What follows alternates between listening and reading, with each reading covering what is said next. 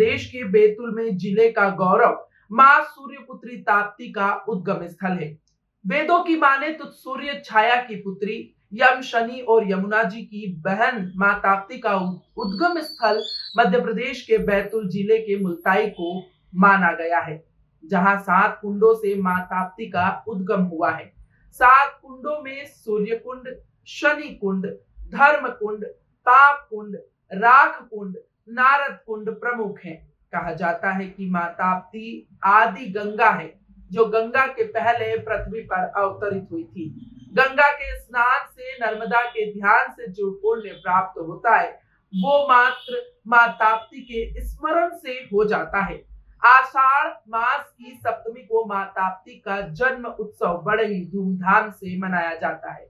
मां ताप्ती के तट पर कार्तिक पूर्णिमा पर विशाल मेला भी लगता है। मां ताप्ती एक ऐसी नदी है जिसमें अस्थि और बाल गल जाते हैं। मां ताप्ती पूर्व से पश्चिम की ओर बहकर अरब सागर में विलीन हो जाती है। ताप्ती अपने वेग से विपरीत सर्पाकार बहती है, जो मध्य प्रदेश, महाराष्ट्र और गुजरात से होकर अरब सागर में मिलती है। मां ताप्ती के जल में स्नान करने से कुष्ठ रोगियों को आराम मिलता है। यहाँ नारद जी ने भी तपस्या कर मां ताप्ती से आशीर्वाद प्राप्त किया था। यहाँ पर रोजाना हजारों की संख्या में श्रद्धालु आते हैं। महाराज, क्या शुभ नाम है आपका? मेरा नाम है प्रवीण गजानन जोशी। महाराज, ये बताइए माँ ताप्ती उद्गम स्थल को लेकर क्या मान्यताएं हैं और इसमें मतलब जो स्नान करने से किन कष्टों की हरण होता है? जी देखिए, ये जो हम सरोवर हमारे पीछे देख रहे हैं, यही है ताप्ती मैया जल के रूप में। ताप्ती मैया जो है सृष्टि की प्रथम नदी है और सूर्य की कन्या है। सूर्यपुत्री माँ तापी आदि गंगा कहलाई है, क्योंकि गंगा के पहले की है ये सृष्टि की प्रथम नदी है। इसके जल में ऐसी विशिष्टता है, इसका महत्व ऐसा है कि इसमें अस्थि और बाल गल जाता है। इसमें पिंडदान करने का महत्व है, स्नान करने का महत्व है। आषाढ़ शुक्ल पक्ष सप्तमी के दिन माँ ताप्ती का इस धराधाम पर अवतरण हुआ है। जल के रूप में मैया यहाँ से प्रवास करती है, यही प्रगट्य हुआ है माता जी का। क्या विशेषता है इस नदी की? ऐसा भी माना जाता है कि ये एक नदी है और एक नर्मदा नदी है जो उल्टी दिशा में बहती है। इसको लेकर क्या मान्यता है? जी बिल्कुल, आपकी बात सही है कि ये जो 2 नदियाँ हैं, यही पूर्व से पश्चिम की ओर बहती है और यही जो है जो मध्य प्रदेश और गुजरात के अंदर बहुत बड़ा एक समृद्धि का मार्ग बनाती है। चाहे नर्मदा हो, चाहे ताप्ती मैया हो, दोनों परस्पर ऐसे बहती है कि दोनों ने समृद्धि का ही काम किया है।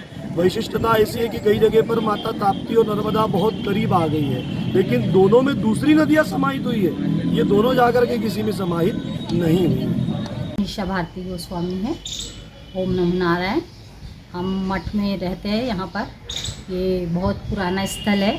यहाँ पर नागा साधुओं की जीवित समाधियाँ हैं और 7 कुंड जो ताप्ती जी के मुख्य है, उसमें से 2 कुंड हमारे यहाँ पर है, जिसमें एक धर्म कुंड और एक पाप कुंड और एक राख कुंड है, जिसमें हमारे जो गोस्वामी समाज के जो संत थे, उन्होंने यहाँ कई वर्ष तपस्या करी और नागा साधुओं ने उसी की वो विभूति है और वो कभी ख़त्म नहीं होती।